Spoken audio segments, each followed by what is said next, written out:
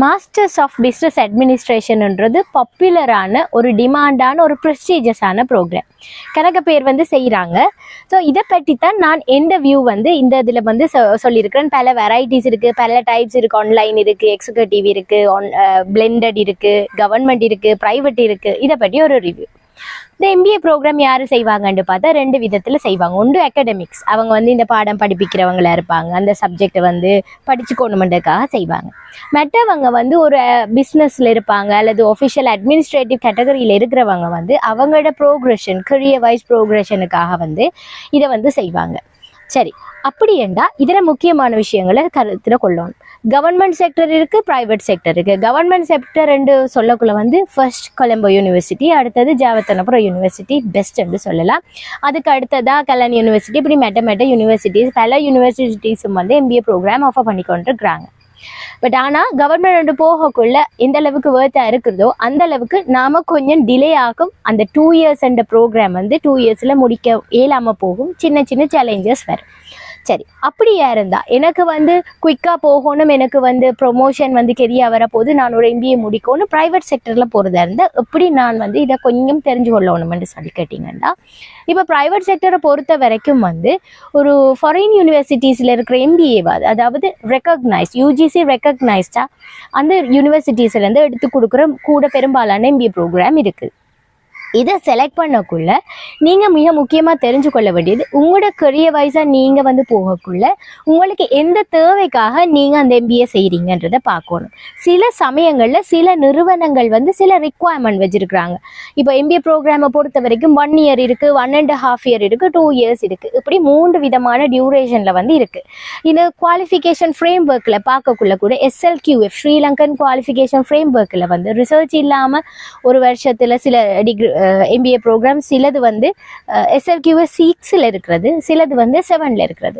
அப்போ சில நேரம் அதை நீங்கள் செய்திருப்பீங்க, நம்ம குயிக்காக முடிச்சிருக்கணும்னு சொல்லி நீங்கள் வந்து ப்ரொமோஷனுக்கு போய் பார்க்கக்குள்ள தான் வந்து அந்த ரிக்குவயர்மெண்ட்ன்றது அங்கே ஒரு பிரச்சனையாக வந்து இருக்கும். இந்த மாதிரி கணக்கு பேர் எக்ஸ்பீரியன்ஸ் வந்து எனக்கு தெரியும். ஸோ அப்போ நீங்கள் வந்து ஏர்லியாகவே தெரிஞ்சு கொள்ள வேணும், நான் போகக்குள்ள என்ன தேவை, என்ன SLQF பார்க்குறாங்க, எத்தனை கிரெடிட்ஸ் வந்து இருக்கணும், மினிமம் எத்தனை வருஷம் வந்து எத்தனை மாதங்களை கொண்ட ப்ரோக்ராம் நான் செலக்ட் பண்ணி இருக்கணும்ன்றது தெரிஞ்சு கொண்டு ஒரு இன்ஸ்டிடியூட்டை செலக்ட் பண்ணுங்கள். அடுத்தது, இப்போ எம்பிஏ ப்ரோக்ராம்ன்றக்குள்ள வெரைட்டிஸ் இருக்குது. ஒரு ஆன்லைன் இருக்கிறது அல்லது பிளெண்டட் இருக்கிறது, சிலது வந்து உங்களுக்கு ஸ்பெஷலைசேஷனோட சில எம்பிஏ ப்ரோக்ராம் இருக்கிறது. அப்போ இதில் எதை செலக்ட் பண்ணலாம்னு பார்த்தா, இப்போ நீங்கள் உதாரணமாக நீங்கள் ஃபைனான்ஸை ஒர்க் பண்ணுறீங்க, ஃபைனான்ஷியலாகவே நீங்கள் போகணுமெண்டா நீங்கள் மேபி செலக்ட் பண்ணலாம். பட் ஆல்ரெடி உங்கள்கிட்ட ACCA அல்லது வந்து ப்ரொஃபஷனலாக ஏதாவது கோர்ஸ் இருந்தால் நீங்கள் ஜென்ரலாக வந்து ஒரு எம்பிஏ முடிக்கிறதுனால என்னடா நீங்கள் இன்னும் நரோவாக்கி கொண்டு போகிற மாதிரி இருக்கும். இப்போ பிஸ்னஸ் அட்மினிஸ்ட்ரேஷன்ன்றது கூட அட்மின் ரிலவெண்டடாக இருக்கிற சப்ஜெக்ட்ஸை நீங்கள் படிக்கக்குள்ள உங்களோட ஸ்ட்ராட்டஜிக்கல் டிசிஷன் மேக்கிங் இருக்கட்டும் அல்லது வந்து ப்ராப்ளம் சால்விங், அதுக்கு வந்து அந்த ஜென்ரலாக இருக்கிற சப்ஜெக்ட்ஸ் வந்து உங்களுக்கு கொஞ்சம் இன்னும் கூட இன்ஃபர்மேஷன் தரதா இருக்கும்.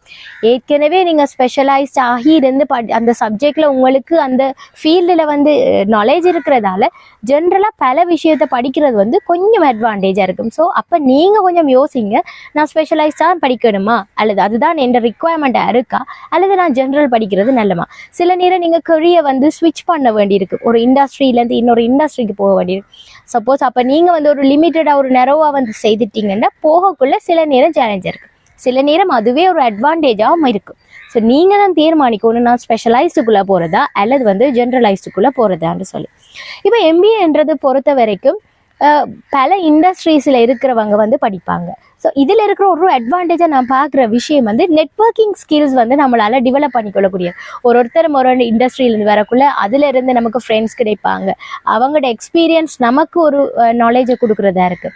ஸோ அப்போ நாம் வந்து பியூராக ஆன்லைனில் வந்து ஒரு MBA ப்ரோக்ராம் படிக்கக்குள்ளே வந்து நமக்கு இந்த நெட்வொர்க்கிங் ஸ்கில்ஸ் வந்து பெரிய அளவில் வந்து டெவலப் ஆகாது. ஸோ அட்லீஸ்ட் வந்து ஒரு ஃபிசிக்கல் மோட் அல்லது வந்து பிளெண்டட் போகக்குள்ளே வந்து உங்களால் இந்த ஸ்கில்ஸையும் வந்து ஃபோக்கஸ் பண்ணக்கூடியதாக இருக்கும். ஸோ நான் ஆரம்பத்திலே சொன்னால் MBAன்றது வந்து நம்ம கரியரில் வந்து ப்ரோக்ரெஸ் ஆகிறதுக்கு, நம்ம அடுத்தடுத்த கட்டம் போகிறதுக்கு. ஸோ MBAன்றது ஒரு பேப்பர் குவாலிஃபிகேஷனை வச்சுட்டு நாம் வந்து அந்த ப்ரொமோஷனை எடுத்தாலும் அந்த ப்ரொமோஷன்லேருந்து ஒரு மேனேஜராக ஒரு அட்மினிஸ்ட்ரேட்டர் அந்த ஒர்க் பண்ணுறது சரியான சேலஞ்சான விஷயம்.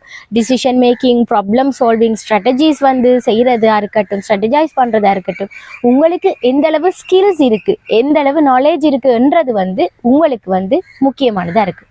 ஸோ பேப்பர் குவாலிஃபிகேஷனுக்காக MBA படிக்காமல் என்ன தேவைக்காக நீங்கள் படிக்கிறீங்கன்றதையும் பார்த்து நிறுவனத்தையும் கோர்ஸையும் செலக்ட் பண்ணுங்கள்.